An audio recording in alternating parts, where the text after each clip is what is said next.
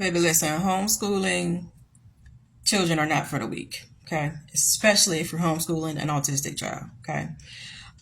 If you're new following me, um, my youngest son is high functioning autistic and ADHD, if you will.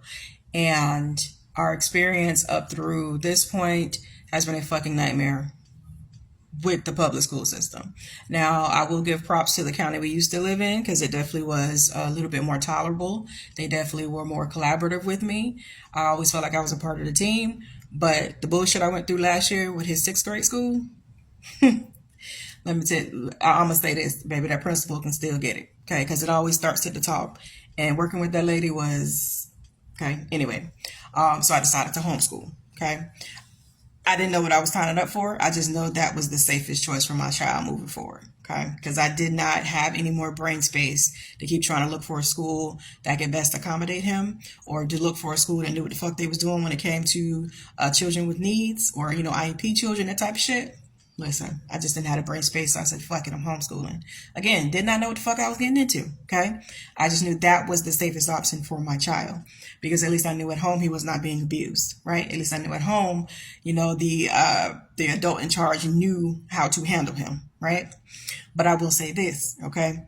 Number one, that ADHD be ADHD, baby, okay? Because when he was in school, he was on medication. Okay, necessary evil. The moment they told me they wanted to put on medication, I was against it. I did not want my children on that shit. But sometimes you just have to make decisions that you have to make. At the time, of course, I was working full time, not at home, not working from home, and it was all new for me. So, I did what I had to do. I made the best decision for us at that time, right?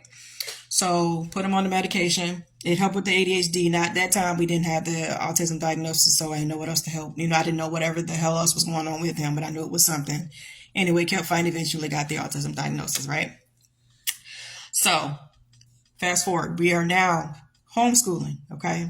I am full-time teacher, okay? I'm also back working, okay? I had to pivot, so now I'm back working, okay? Thankfully, I was able to find a job that literally started a week before school.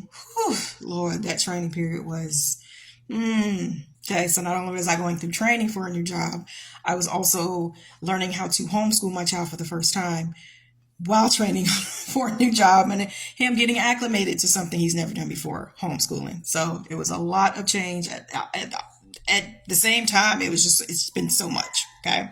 We were living with family at the time when we first started. It was a lot, but I'm educationally inclined. Okay. So helping him with his work is not the problem. Okay. I don't have a problem understanding the work. If it's something I need to learn real quick, I'll learn it. That's not the problem. Okay.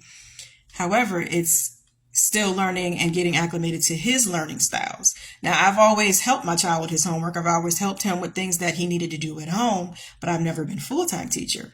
I'm not a teacher. I don't have a degree in teaching. I don't have a degree in special education teaching. Okay. I don't have these things under my belt. I'm just naturally gifted in some areas, to where I know how to do shit. I just don't know where the fuck it came from, but I know how. So I have been teaching him. I have been schooling with him. And it's funny because we just had his first IEP meeting with the school, and they've been great, by the way. They have been such a refreshing team to work with, to help him, through his homeschool needs. It definitely should have been they are what I should have had last year. Okay. They are what I've been used to. Like I said, when it comes to having a collaborative team and working with, trying to get my child the accommodations he needs so that he can learn in the best way that he can. Right.